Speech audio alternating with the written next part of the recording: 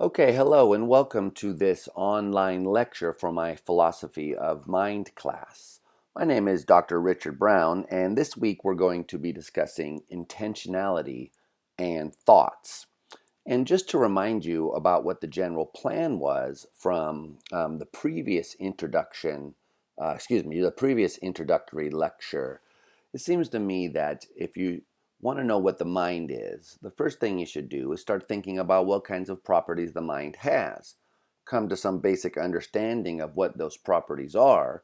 And then, once you have some grasp of the thing that you're interested in, then you can ask questions about, is it physical? Where does it belong where is its place in reality, and so forth. So um, it seems to me that sort of some basic features of mind identified by common sense, at least at the beginning.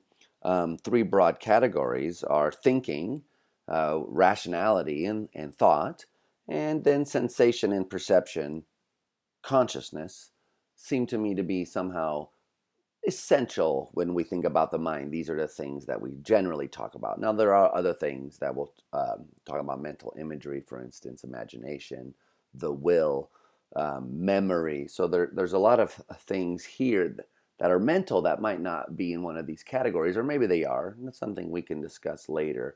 But I think it's fruitful to try to get a handle on these three things. And then after that, we can ask questions about where in nature will we find them. So this week, we're talking about thinking. Next week, sensation and perception. The following week, we'll talk about consciousness. Okay, so turning to intentionality then, which is a technical term that philosophers used. It was introduced into the contemporary discussion by Franz Brentano in the late 1800s. Um, but the basic idea, which we'll talk about here, is that somehow in thought we're able to represent the way the world is. We're able to think about the way the world is. We're able to think about and talk about things in the world. So if I'm sitting here, you walk in and you say, "What, Professor Brown, what are you thinking about?" That's a question that makes perfect sense. And in answer, I would most likely say I'm thinking about some thing in the world. Like I might say, oh, I'm thinking about where I have to be tomorrow, or how to get to the Empire State Building, or what time my appointment is, or which thing I should do first, this thing or the other thing. So we often say that our thoughts are about things, that our thoughts have content, is a kind of common sense way to describe this.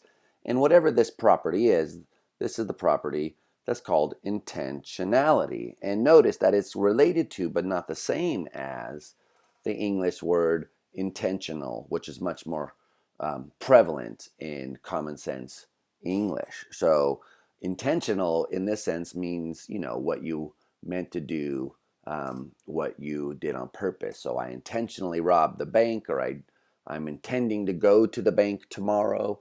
These are ways of talking about things that I'm meaning to do or meant to do. And it's related to this technical philosophical notion of intentionality, because in these cases, when you intend to go to the bank, you're sort of aimed at a certain action, or a certain place. You're intending or focused on going to that place as opposed to some other place.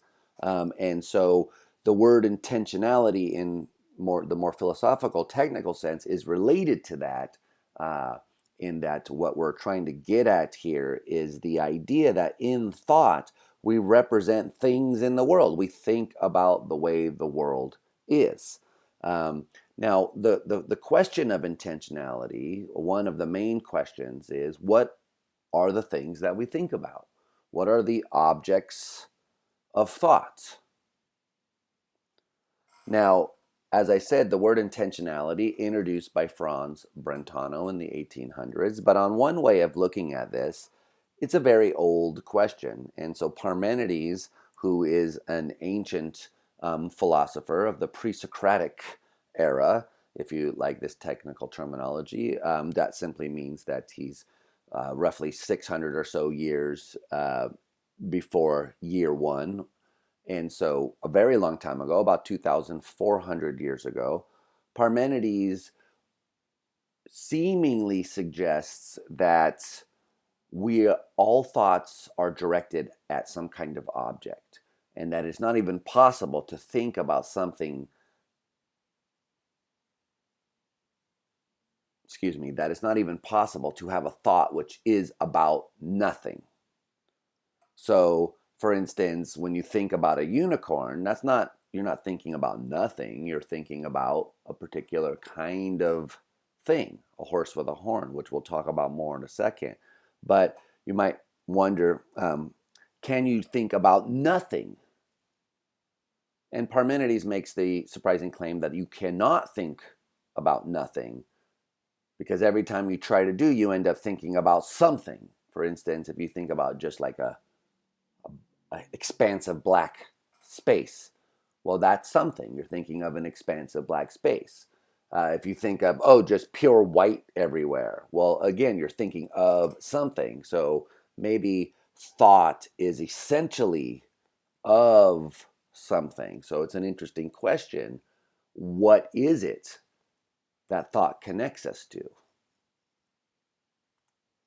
Now, Brentano pointed out that whatever it is, it has a funny kind of property, the property that he called intentional in existence. And one way of bringing out this property is by pointing out that all of these things that we call intentional states, which we would generally include under the category of thinking, things like wondering or doubting or being angry. Notice you can be angry about something, being jealous of something, suspicious. So there are many different kinds of intentional states, believing and intending to do something and wanting that something happen. Those are kind of the paradigm ones that we'll focus on, but there are many of them. But one of the interesting things here is that you're able to think about non-existent objects. For instance, suppose that I think unicorns are flying horses.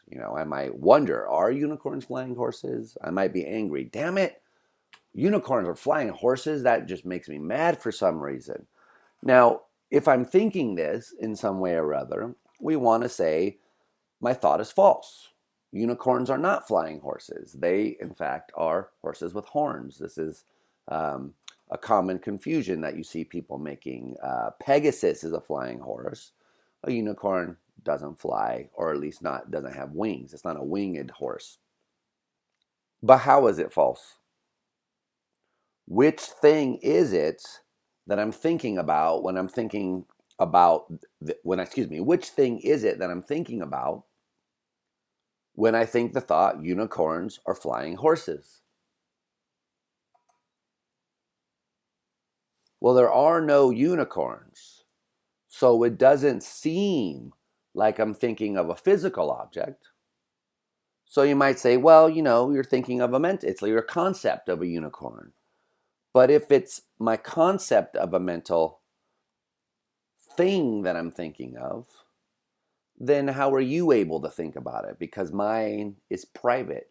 If it's a mental thing, it doesn't seem like it's public in the way that allows us both to be thinking the same.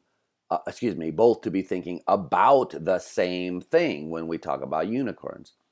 And you may be okay with that, but that is, to many people, something that's puzzling here. Now, if it's something else, then what is it? And how do we interact with it? So famously, Plato suggested that the things that we're thinking about turn out to be these abstract non-physical entities, what he called the eidos, the forms. When you think about red, says Plato, you actually are in contact with this non-physical abstract item. Some other more contemporary philosophers, like Frege himself, thought that this was the right way to think about intentional content, that there are these non-physical abstract objects. Other people think, no, they're actually physical things that you think about. And still further, other people give different answers. So what exactly is it that we're connected with in thought has been a puzzle. And just before we move on here, I'll point out one other puzzle, which is associated closely with these other things we've been talking about. And which, by the way, if you read Bertrand Russell, his account of Parmenides basically turns Parmenides and his view into an early precursor of this puzzle. So the basic problem is if you have a thought about unicorns and you think, well, unicorns don't exist. So it's natural to say, look, that is a thought, and so it's directed to or about something, in this case, unicorns. But if that's true, then there's a question about how my thought can be true. There's a question about how it can be the case that I can think about something if it doesn't exist, right? So which thing am I saying doesn't exist? Now, there may be an answer to that. In fact, what Russell claimed the answer was that this thought is really simply should be cast out in logical terms as saying there are no unicorns, and that there's no mystery about how a thought like that could be true. Now, Brentano himself thought that intentionality was very special, this idea that you could represent something in thought even if the thing didn't exist. That you could think about unicorns, you could be looking for a unicorn, you could be afraid that a unicorn is chasing you. All of these things could be true even though there are no unicorns. But it still seems as though there's something that you're afraid of if you're afraid of a unicorn chasing you. That seems interesting. So if you're looking at things, Brentano thought this was a particularly nice place to look for something that was distinctive of mental phenomenon versus physical phenomenon. And in particular, he thinks it does a better job than some of the other kinds of earlier accounts. So Descartes famously claimed that physical things were extended in space and mental things were unextended. They didn't take up space. So, the table occupies a certain area, but my thought about the table doesn't seem to occupy a certain area. So Descartes thought, that's a nice distinction there. Brentano wonders if this distinction is accurate. And this is where he engages in some phenomenology. And that's what's kind of nice about reading his piece is he brings up some of these interesting phenomenological questions. So, for instance, think about sounds or smelling. And we're talking about the way that sounds or smells are presented to one in your own experience. So Brentano is clearly thinking of these things as physical, as when you see, when you hear something, you're hearing something that's physical, and that's a view about perception that we're going to be talking about in the next week's video. But for now, we'll just take it. It seems sort of commonsensical. But if you listen to a sound, you might think,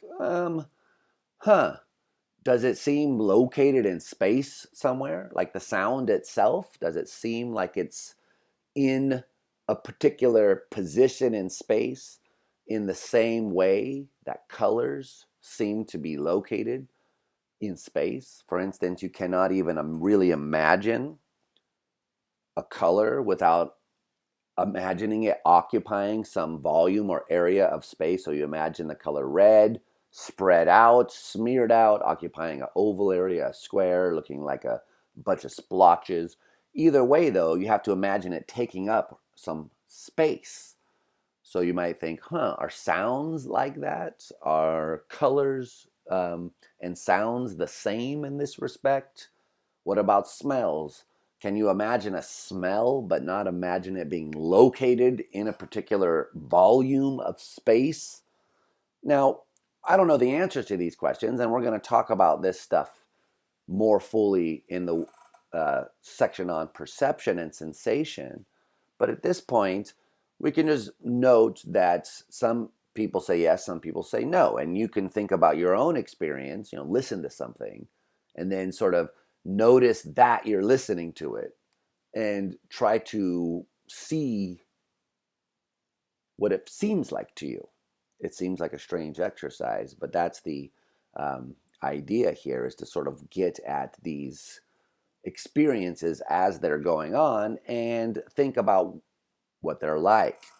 Now, on the other hand, so Brentano says, gee, I don't know, I'm not sure about this extension and unextension thing, because on the one hand, it looks like there are physical things that might not be extended. We could debate about that. But even the fact that it's debatable, Brentano suggests, is already an indication that a better distinction may be necessary.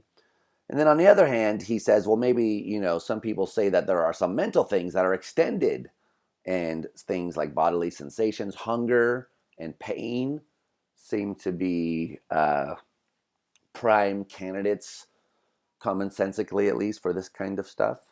So it really feels like the pain is located in my knee.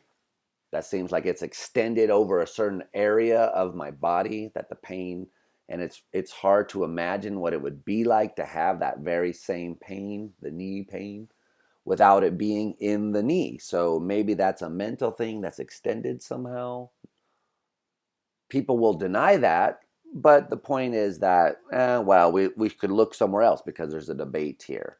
Now, so then one other thing that we might discuss here is the case of emotion. So some people have said, look, emotions don't seem like they're intentional states. When you're afraid or something like that, it doesn't seem like there's something that the fear is directed at. But Brentano actually says, well, that sounds strange to me, because if you're afraid of a unicorn, then your fear is directed at unicorns. You're afraid of that thing. So the emotions do look like they have intentionality, and so perhaps his criterion is doing a better job here, even if they are extended or whatnot. And that's an interesting thing. And we might wonder about the perceptions, the bodily sensations and stuff. Do they have intentionality? And that's going to be the kinds of questions that we'll discuss on the section on sensation and perception. One of the questions is, do they have intentionality? And another question is, if they do, which many philosophers think that they do, is that all there is to them? Are they merely intentional states? That's a very difficult question, but we'll put that off until the next week. So one of the things I want to say right now, though, is that these issues are complex. So whether you think that every mental state is intentional, or if you think intentionality is the mark of the mental, whether you think intentionality can be somehow itself physical, or whether you think that because it's mental, that means that somehow it's not part of the physical, those are questions we'll discuss. But whatever you say about them, it's fairly clear that intentionality is a central feature of the mind. And we're going to have to offer some kind of account of what's going on when we think. Now, one kind of account that has been given is to point out that a lot of our mental states that are intentional are dispositional in nature.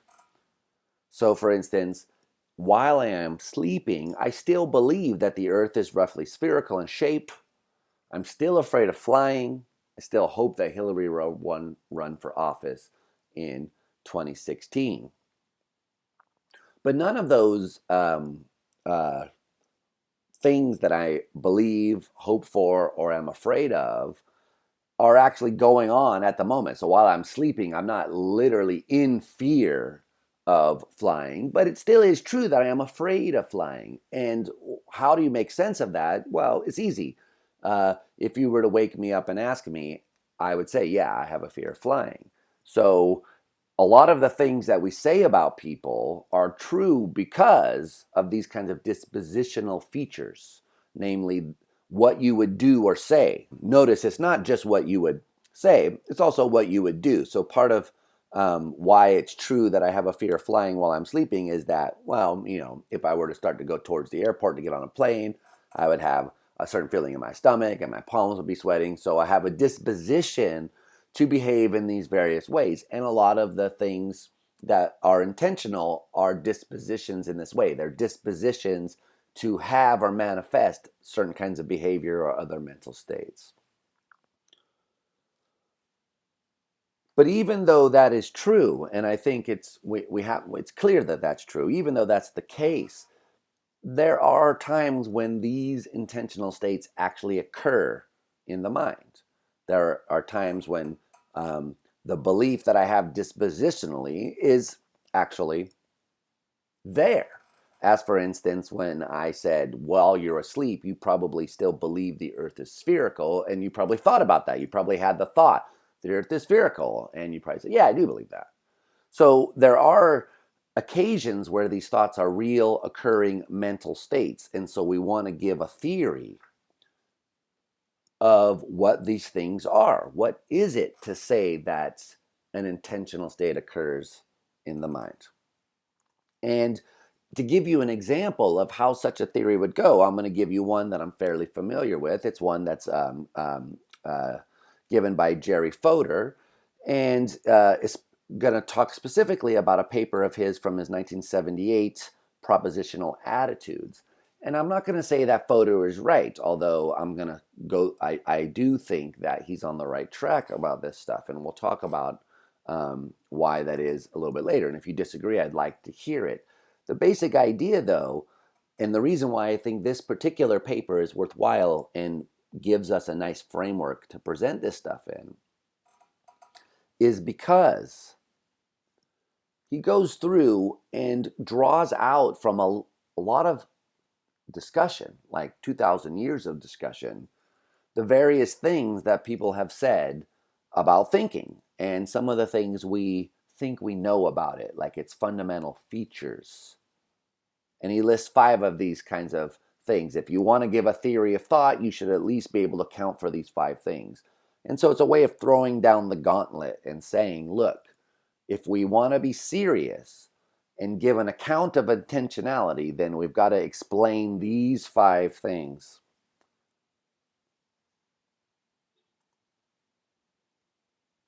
So now, because I like the history more than I like numerical ordering, I'm going to sort of present these semi-historically, as opposed to the way that Fodor does in his paper, where he lists them in a certain order. So I've listed the order that this would occur in his paper, should anyone be looking in the book at the Fodor 1978 paper. Okay, so, but the first thing that we should note here is something that Fodor attributes to Aristotle. And it's this basic idea, which Fodor puts this way: the objects of thought, propositional attitudes, they have logical form. Now, what does that mean? Well, what that means is that mental states, intentional mental states that have intentionality, they interact causally with each other.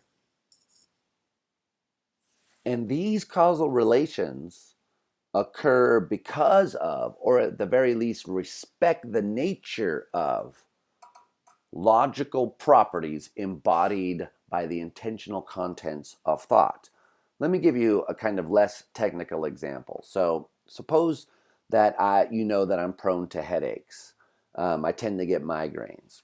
Now, suppose I have a strange belief. I don't really have this belief, but I could have it. So, like, imagine that I have this weird belief. Suppose that I believe that one way to get rid of headaches is by eating a pizza right when the headache is starting to occur.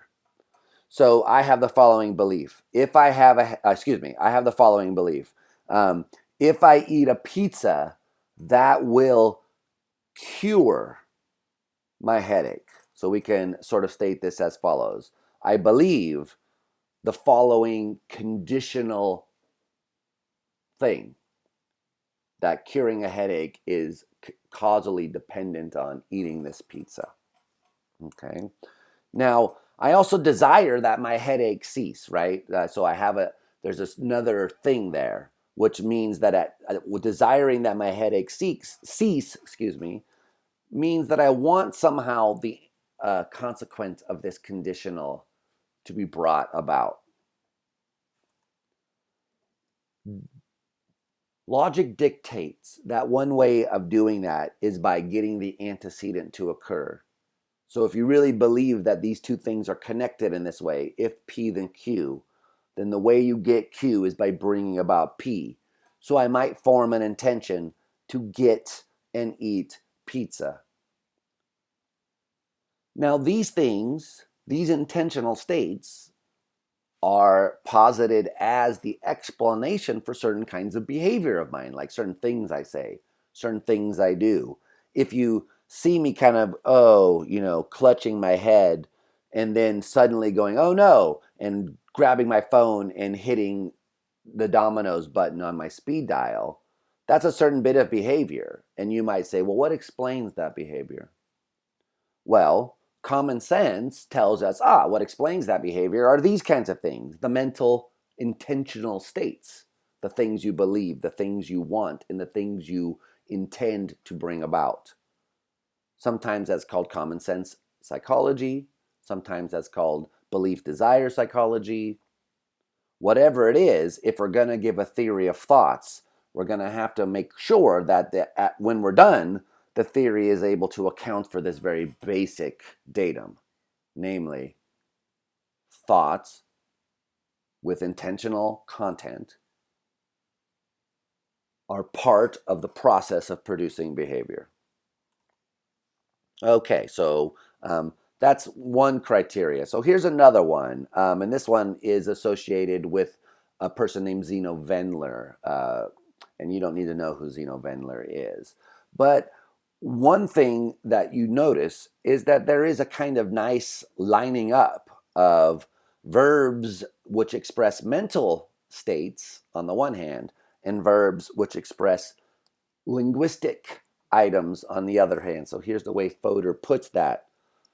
The things we can be said to believe, want, hope, regret, etc., are the very same things that we can be said to say, assert, state, etc.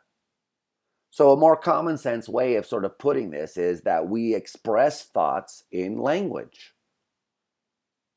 And it looks like there is this interesting correspondence between the way we talk about thoughts or mental states and the things that we use to express those thoughts. And you want to have a theory which accounts for that relationship. Okay, so now so hopefully that stuff is common sense. Mental states are somehow involved in producing behavior. We express thoughts in language. There's a parallelism. The things we believe are the things we can state. The things we wonder are the things we can ask. There's this nice kind of relationship. We want to give an account of that.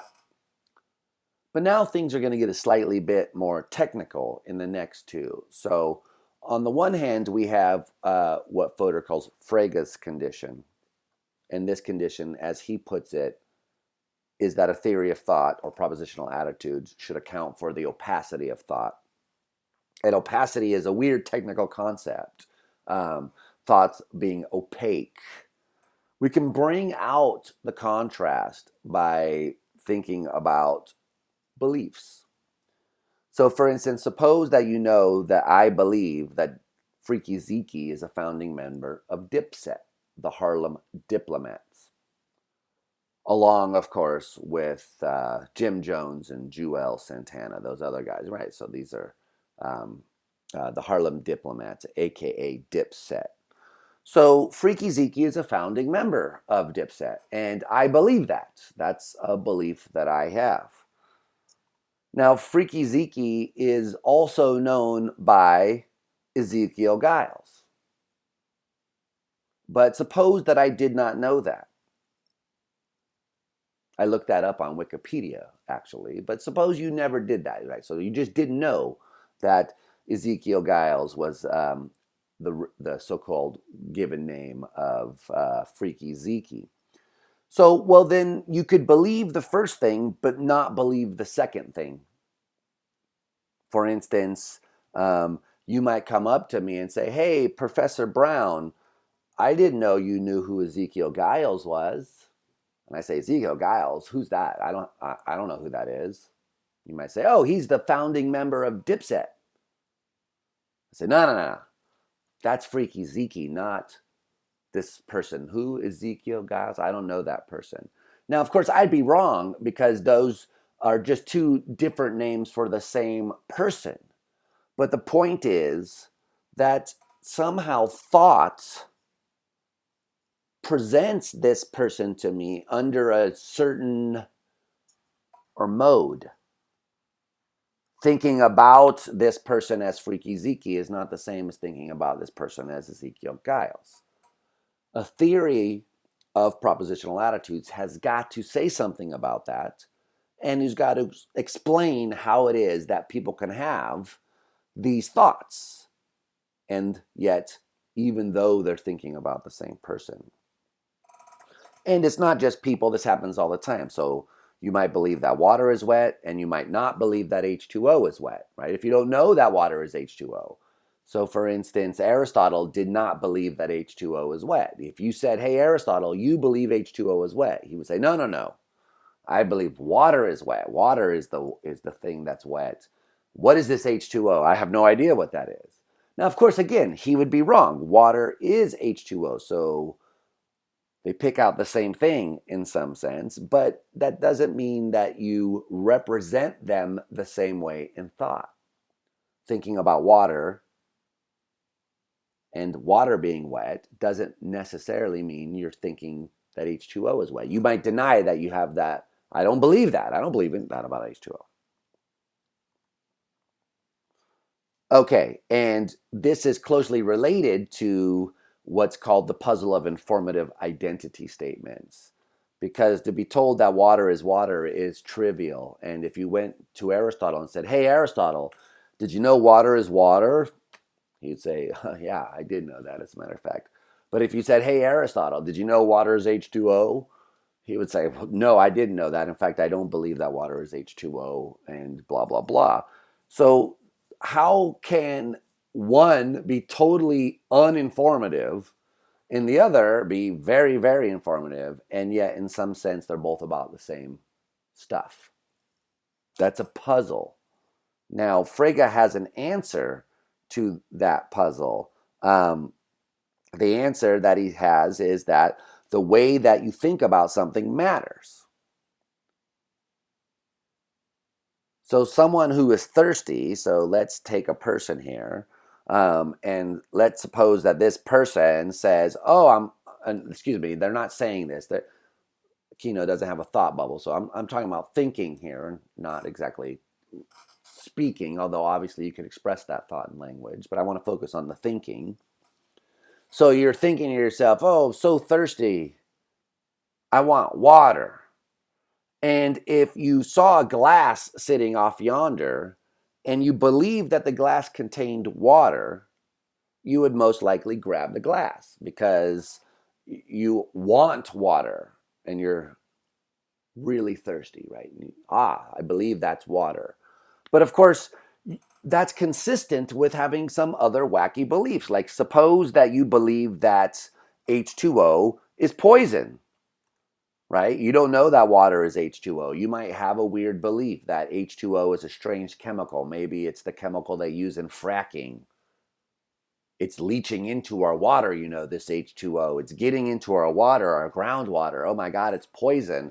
So you might think, oh, I need to make sure there's no H2O in my water because I don't want to be poisoned. Now, of course, that's not true. H2O is water, so you're having a very confused thought. But nonetheless, you're having those two thoughts. You're having the thought, I don't want any H2O in my water. And you can think that thought.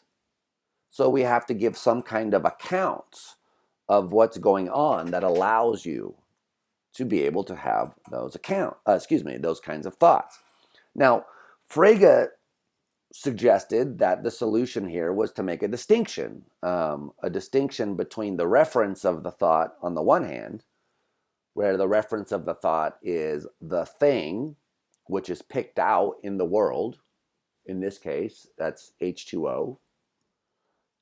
And on the other hand, what he called the sense.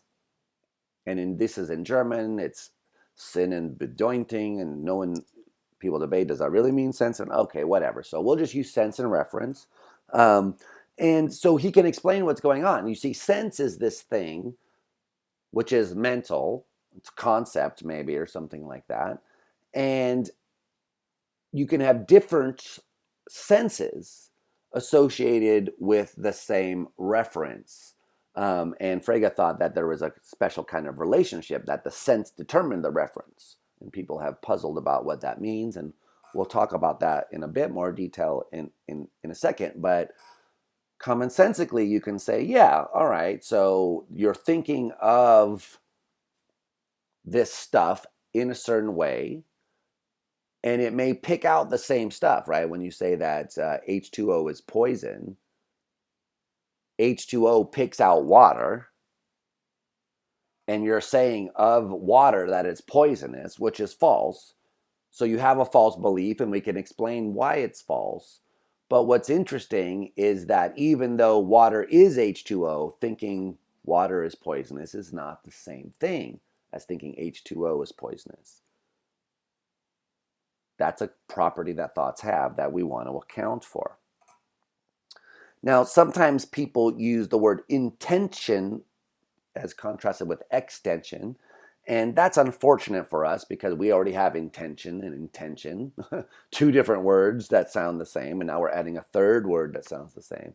So we have intention in the sense of intentionality, and we have intention in the sense of I meant to do that, I intended to do that. Those are already two different senses of the word intention. And now we have a third word, intention with an S, which is usually associated with language, like this is a property of sentences, is what people would usually say. But we'll just sort of ignore that. Although, if you care about that stuff, technically it's supposed to be a sentence, which is intentional, or a sentence, which is extensional. But we can say intention versus extension, simply extension, commonsensically, what the concept picks out in the world.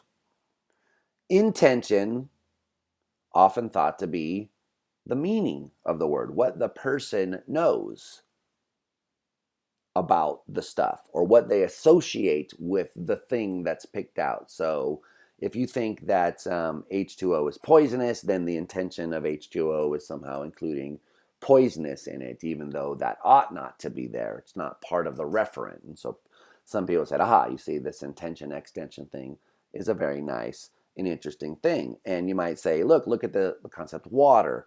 So water has the referent, water has the extension, H2O. That's what it picks out. That's what water refers to. That's its reference. But it also has this other thing called an intention, you might think. And the intention maybe is something like this: a clear, odorless substance that fills the lakes and falls from the skies.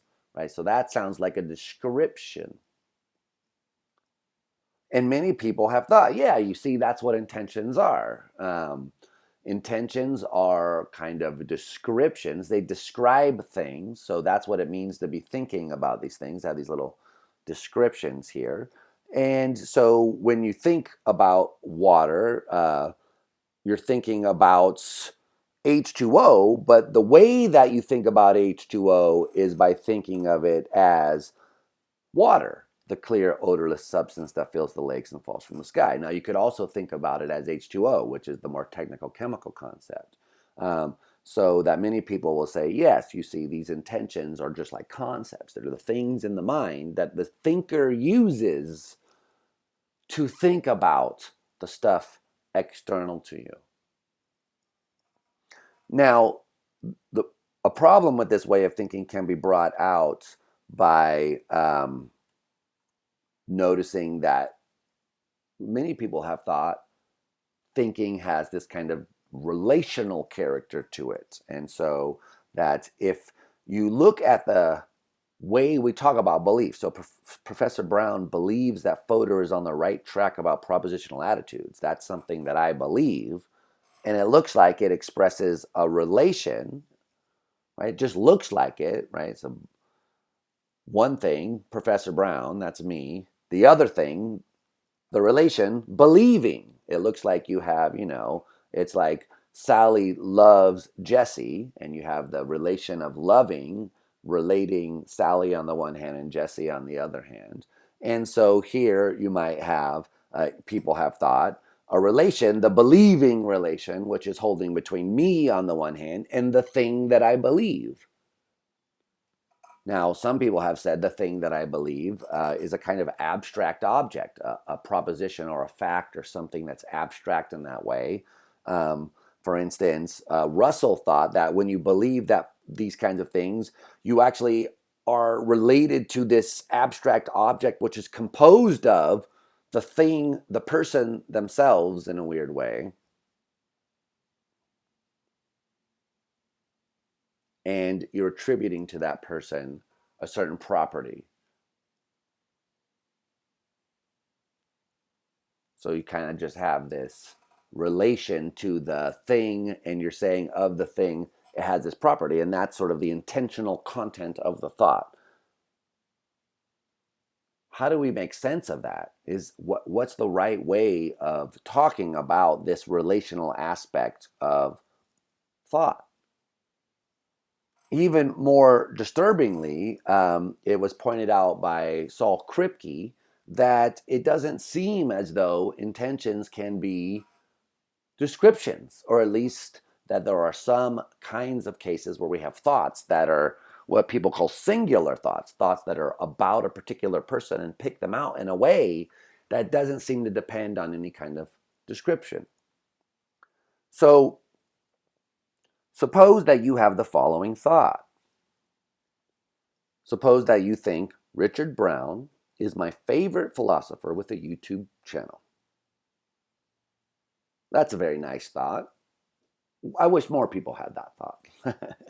So in this thought that you're thinking, we have two different ways of thinking about me, Richard Brown. So on the one hand, it seems that you're thinking about me as Richard Brown. That's like my name. And on the other hand, you're employing this kind of description, my favorite philosopher with a YouTube channel. And Kripke gives a lot of arguments which suggest that these two come apart, that they don't behave the same way. And so therefore no description is really going to be the thing which matters for picking objects out. Here's a kind of easy way to illustrate this, is one of Kripke's arguments. So here are two different thoughts, and they seem like they mean different things, and it seems like they have different truth conditions. So for instance, Richard Brown might not have been Richard Brown. That seems like close to contradictory. That I might not have been me.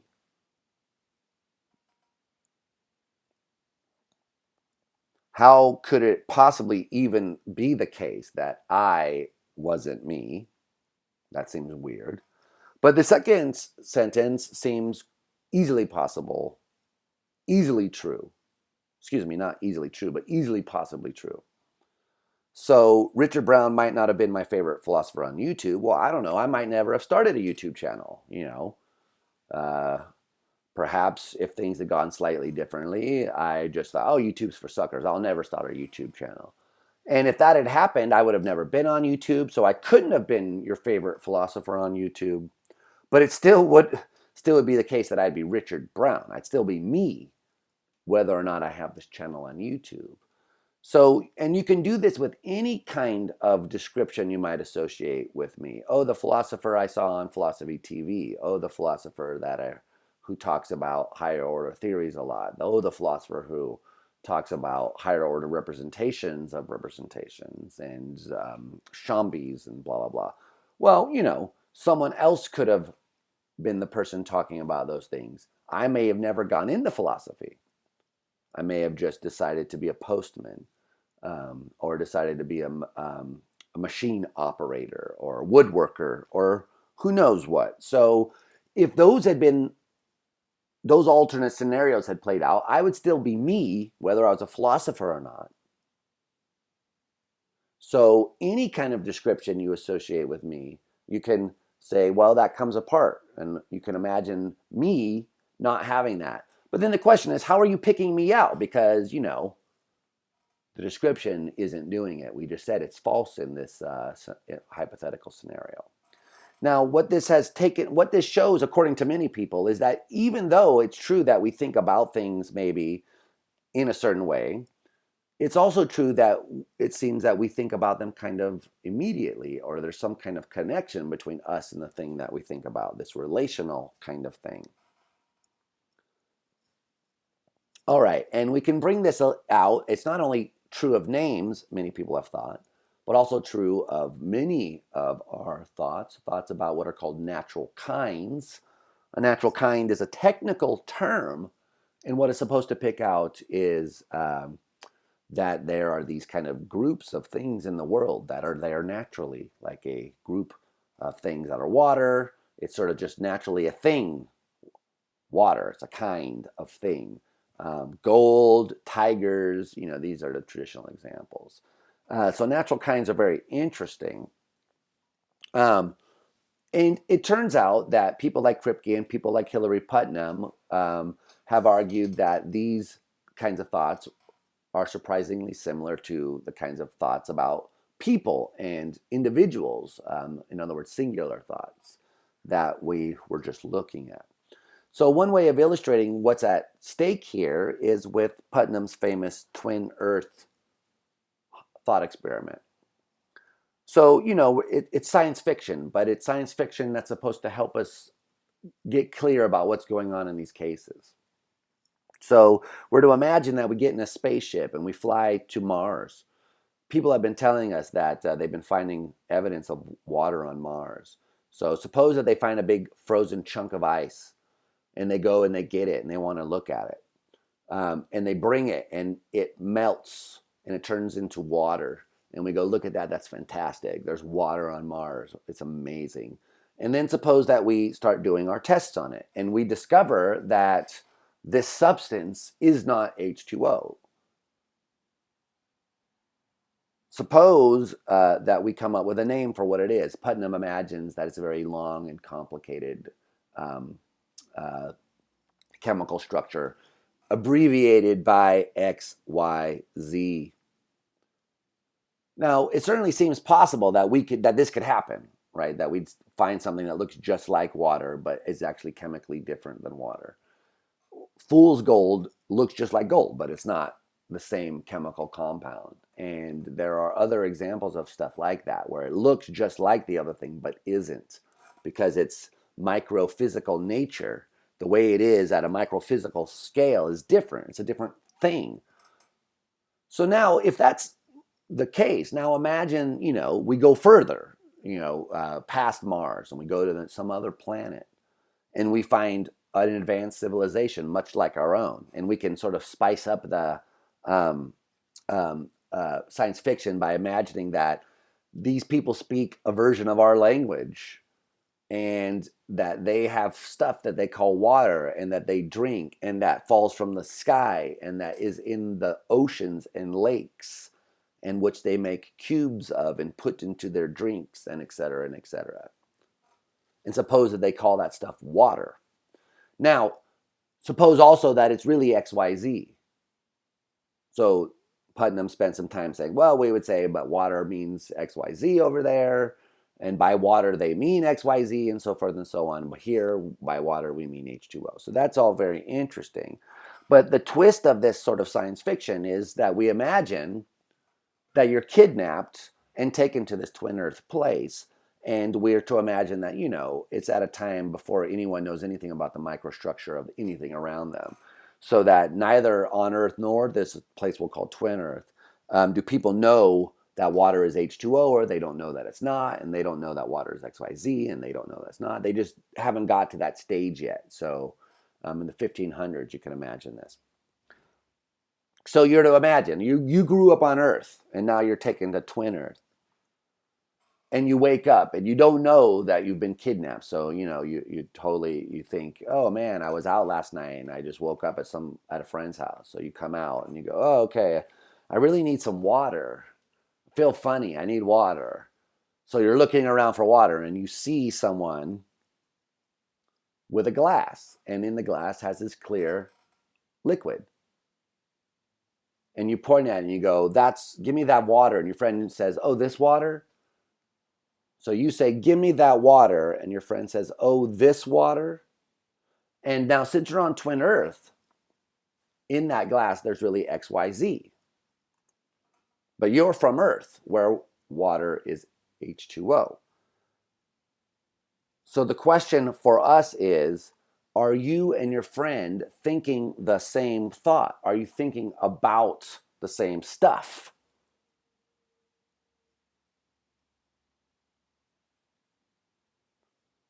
When you say, give me that water, Putnam thinks, well, since you grew up on Earth, your thoughts about water are thoughts about H2O. Whether you know that it's H2O or not, your thoughts are about that kind of stuff, the stuff that's on our planet. That's what you've been thinking about your whole life. So Putnam claims your thought is not about the stuff in the glass, because the stuff in the glass is the stuff in the glass is X, Y, Z. It's a different kind of substance.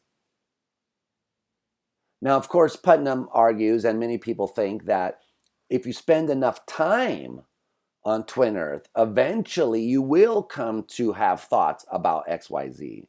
So if you are kidnapped and you say, oh, I'm going to stay here for a while, so you retire on twin Earth, then after, well, we don't know how long actually, but after some amount of time, eventually, when you say I want some water, you will come to mean I want some X, Y, Z, as opposed to I want some H2O. But the point is that at the beginning, you guys are in the very same mental state. So everything physically about you is the same. Everything mentally about you is the same. But you have different thoughts. That's Putnam's intuition, that you're thinking different thoughts, because one person's thinking about H2O and the other person's thinking about XYZ. And what this shows, according to Putnam, is that the contents of our thoughts are importantly dependent on things external to the mind. That you could have two people in exactly the same mental state and not know what they're thinking about, because they may be in different environments and therefore their thoughts may be connected to different things. And you would know that simply by looking inside their mind. Okay, so those are all the philosophically heavy, challenging, conceptually challenging criteria. The last one is simply that we can't neglect science. This is something that Fodor explicitly builds in, and this is part of what I like about it. So we want to look at an empirical account of how mental processes work, right? We want to open a psychology book and look at the things that they say. And we want our theory of thoughts to mesh with that. We don't want to give a theory of thoughts that somehow is totally incompatible with the discoveries of cognitive science. Now, how that's going to play out is not clear. Okay, so those are the 5 criteria that Fodor lays out. The Aristotle's condition, Wendler's condition, Frege's condition, those are the 3 named ones. The idea that our theory of thought must mesh with empirical science, and what we might call, Parmenides' condition, jokingly, that thoughts are relational. That thoughts seem relational. But what we might call Kripke's condition, that thoughts are relational in a kind of special way, that they seem to relate us to the things we're thinking about. So now Fodor's argument is that we can give a theory which takes care of all these things. And while I'm not claiming that the theory is true, I do think that it sets the bar for the kind of thing that we're looking for. So here's his theory. Thoughts, or thinking, are the relations between thinkers and sentences in a mental language that we can call mentalese, to make sure that we understand that it's not an actual spoken language. It's not English, it's not Arabic, it's not Latin. It's something that's distinctively mental, and psychology then would be in the job of figuring out what that mental language is. But the idea is that it's got to be language-like in some sense. This is the idea that there is a language of thought, and that what thinking is having sentences in this language going through the mind, and that the thinker is somehow importantly related via the thinking relationship, one might say, to those occurring individual sentences that are running through the mind. So, for instance, if you want to say that you believe that it's raining, then that's like saying there's a little sentence, it's raining. And that sentence is doing something. It's performing a task. It's playing a role that we call believing, like producing certain kinds of behavior and being connected to other things like desires and intentions. And that sentence, therefore, has all the properties which we think sentences have, like that, words are have references and words have senses. So do these mental words, or the analogs of them, which we might call concepts. So Fodor's claim is, look, we have something that we like a lot. It's called language, and language has certain structure. Language has certain properties. And thoughts have all of these interesting structures and properties. And the one way to explain how thoughts have these properties is to say that they are somehow language-like in these essential characteristics, at least. Now, of course, this is a controversial claim, whether a mental language is required in order to have thoughts, or whether thinking consists in a mental language. But Fodor's argument is that's the best account of these phenomenon that we've been discussing. And I'm not going to say that Fodor is right, but I think that he raises an important challenge. What alternative account can you give that respects all of these things that we've been talking about? And I look forward to a discussion of that. Now, finally, in conclusion, I'll simply mention some other theories in this area. And in particular, I'll mention the theory of Frege and Ruth Milikan, and some other people like Ned Block and Chris Peacock. So one might think, look, what we have here is a pretty good argument that something like mental sentences have to exist, and that cognitive science is in the business of discovering the mental language and what it is like and how it works, and how language-like, how outwardly language-like it is. Whether these internal representations really are like sentences, and whether they're therefore composed of words or what, is an important question. Now, one alternative model is to model intentionality on more natural kinds of information carrying states. So, for instance, the classic example here would be the rings inside of a tree. So if you cut a tree down, you'll notice that there are these rings there. And if you count the rings, you will come to find out how many years the tree has been there. So you can say 100 rings means that the tree has been there 100 years. And when we use the word means that way, we're getting at this idea that there is a kind of information that's carried by those rings. We say smoke means fire. If you see smoke, that gives you kind of information, namely that there's fire around somewhere. And that seems like a perfectly natural thing. It's out there in the world. This meaning, this intentionality, perhaps. So people like Dredske say this is the basis of intentionality, tracking information. So that when a system has an internal state that tracks some kind of information and is able to use that information to control its behavior, then that system has intentionality. And it doesn't have to be as fancy as mines. He thinks that simple thermometers have intentionality, uh, and especially the kinds of systems that use thermometers, which provide the information about temperature to like turn on a fan or turn off a fan.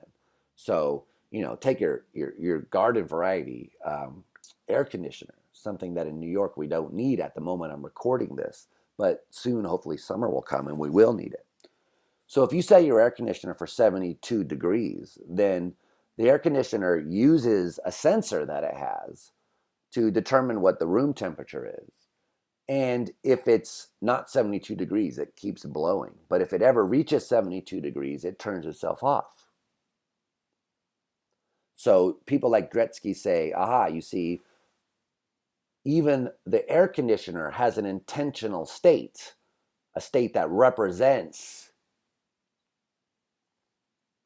the temperature of the room. Now, of course, that thing was built by us, and the reason it has intentional states is because of us. But by analogy, then, the tree has a state that represents its age. Now, it doesn't use that information for anything, so it's not like the kind of state that we're interested in, but it's easy to see how a natural system could come to have internal states that represent information and are used in this way. And so Dresky thinks this causal information theoretic approach to the contents of thought is going to be very fruitful. Now notice that it could be compatible with the language of thought hypothesis, because we could say that what gives the sentences their meaning are these tracking relations, information tracking. So, people will debate this, and I'm not trying to convince you one way or the other. We're just trying to canvas this stuff and get some feedback on it, have a discussion about it. So that's one popular theory, are these causal information theories. Another popular set of theories are what are called teleosemantic theories. And I'll talk a bit about Ruth Milikan's paper, partially because it's in the book that we're using, and partially because I think it's plausible, and partially because I know something about it, having studied with Ruth. So one thing that she's interested in is taking an evolutionary approach. Like this is taking the idea that intentionality is a naturally evolved feature of certain systems, and that these systems come to represent their environment and use these representations to communicate and share. And so that systems that produce representations and systems that use representations sort of evolve in tandem. And that meaning or the intentionality of these inner representations is determined by the purpose or evolutionary feature that the representation producing system was selected for, as well as the features that the consuming system was selected for. I know that's a bit abstract, but let me give you a simple example, one that Milikan likes to talk a lot about. So these are bee dances. And I have a link here to a video of a bee dance if you want to actually see one. I can't click on it and bring it into this video, but maybe I'll go into the annotations later and provide a link so you can click on it.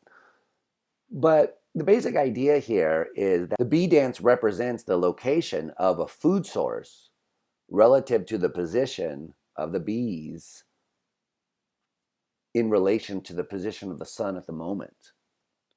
So if you take wherever the sun is and you draw a straight line from the center of the sun to where the bees are, and you take that as the vertical axis, then the line that the bee is dancing along is the line that's perpendicular to that vertical axis, and therefore points in the direction of the food source.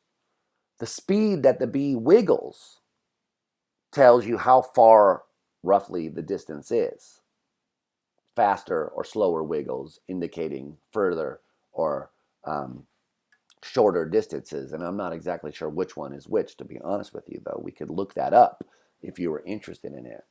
So Milikan's claim is that this is a representation. The bee dance itself is a representation. And more specifically, it's the that bee dancing that way at that time at that place, that's the representation. Excuse me, in that orientation at that speed also have to be included in there.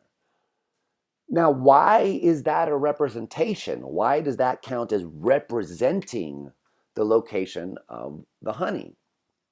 Well, Milikan's answer comes in two parts. So first of all, that evolution selected a certain kind of mechanism in bees to produce this dance. What it means for evolution to have selected it is simply to say that there were competing mechanisms which produce different kinds of behavior, maybe different dances, and that those ones failed because they weren't as useful. So, this particular kind of dance that they do, the woggling and then the looping around and the woggling and the looping around, that particular thing competed against other kinds of things and eventually won out because it was successful at doing this job of conveying a certain kind of information. So that evolution selected that. But that's not the only reason. The other half of the reason is that evolution also selected some consumers of these representations, things that depend on those representations to do their job. Now, in this case, the things which are consuming the representations are the other bees. They're watching the dance. There's some kind of internal mechanisms that these bees have which interpret this dance and get the information. And part of the reason why that dance carries that information, according to Milikan, is because these bees have mechanisms which interpret it that way, which have been selected to consume those representations.